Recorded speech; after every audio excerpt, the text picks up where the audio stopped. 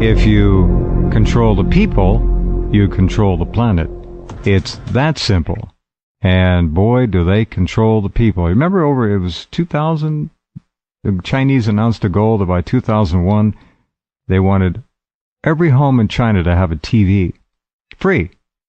Compliments of the People's Liberation Army, Communist Chinese Central Government in Beijing. They did it. They know this is the ultimate way to control. This is where wars are fought, educations are given and taken away, mass social engineering occurs. It's all through the TV. This is the ultimate drug. I'll never forget the first time I got it, and it was in college, and I looked in my living room at a house, and there were, I don't know, a number of people over watching TV. One of my roommates had some people over. I just happened to walk in. And they were all staring at the tube. And it was up on a table above eye level, and they were all essentially looking up at it. And there was no talking. There was total obedience to what was being beamed at them. And it was as if out of that TV were sets of tubes, like an IV drip. And each one of them had a tube in the arm while they were watching it. They were under complete control. And this is way back in the infancy of television compared to what it is now, HD and all that. But I knew then that was the means of control, and it turned out to be, and then some. And boy, do they have it nailed. They got it knocked down. Now they got the Internet, which is really, and don't kid yourselves, the Internet is TV. It's TV. It's not junk commercial television, but it's still TV. And Internet is turning into an essential godlike presence. So it's on the net. Well, look it up. Google it. Google has become the most dangerous verb in the English language. Google it.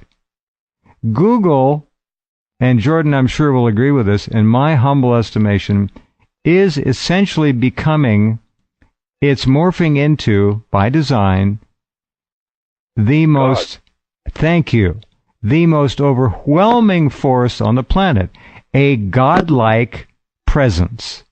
Yeah. Jordan just said it. God. It's the divine presence. That's what I always call God, the divine presence. Look at the first three letters, Jordan. G-O-O.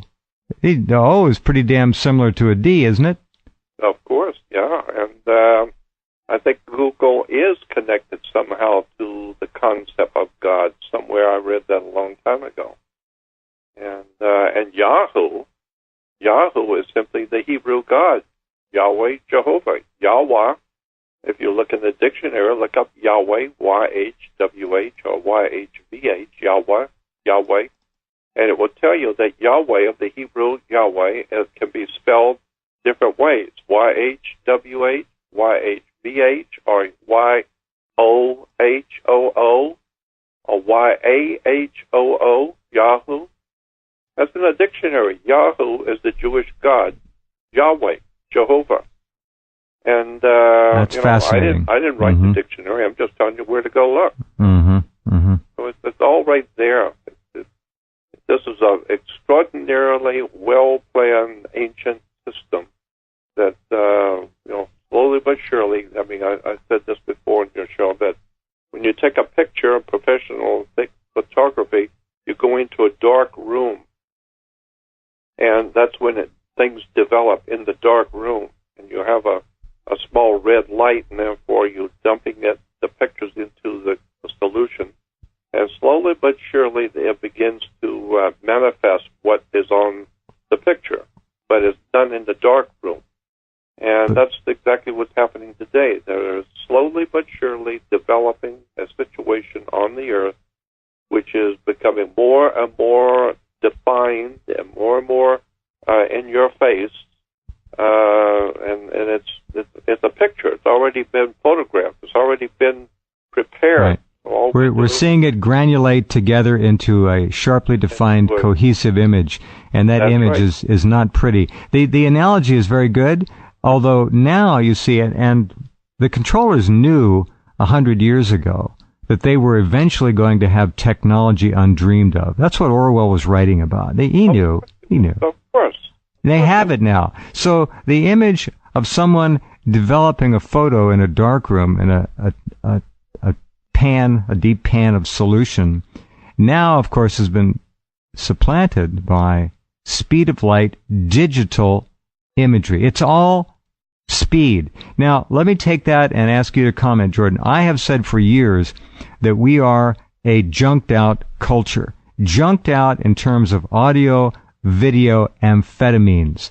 Our kids are strung out at the earliest possible age, so they cannot sit still, and they are unweanable away from the pace of input, audio, video. And now it's almost a sensory thing, too. It's getting real close to that. But they cannot slow down. They cannot sit still. They cannot read. They cannot think for themselves. It's on to the next moment, the next distraction, the next piece of input, the next piece of textured data that they're given, to like little candies. They're junked out on it. They are addicted to speed of image and speed of sound. Yeah. Sound bites. We even have that professional term in the media. Sound bites. That's all it is, just a sound bite. Just throw something in there real quick. So-and-so did this, and that. That's it. Move on. It's all about pace. All about pace. Yeah, it's all well planned to quickly feed something to people, and their minds are so far gone now. Nobody cares to do any research on it anyway. No contest. So it's really very, very serious, and it's very scary because I know once you do this to young children, they're going to grow up with no grounding, no intelligence, no wisdom, no understanding. They're going to have offspring, and their offspring is going to, be the same way, and before you know it, humanity will have paid the price for what has been done to us. And it's extraordinarily frightening because look at the world and where it's going. And I don't think there's anybody who's got more than 500 brain cells that doesn't know everything in the United States is corrupt. Our education, our law, governmental systems, the law enforcement, educational institutions. I mean, you can't name any institutional thing in America that we don't know already. It's totally corrupt. Every component is gone. Every single one corrupt. Yep. So that's where we're going. And the people couldn't care less because they don't understand any of it. They couldn't care less, and the tragedy of it is, as Jordan just said, because they don't understand. How can they think and come to a decision on what's happening to them when they no longer have the tools or the ability? Nothing, no bedrock to measure against, no past history. That's right. Our world is not their world. They don't understand what we understand. And they never will, unless they're fortunate enough to grow up in a very special family, a very special home. We have idiot children now, strung out on audio, video, toxic food, toxic air, toxic water, toxic lifestyle, toxic culture, toxic finances, toxic economy. We have those people raising idiot children. And the net result is it's game, set, and match. It's done. It's done. Well, the controllers won. Thank God, at least we've got football and sports, if nothing. That's right. I can't wait till Saturday.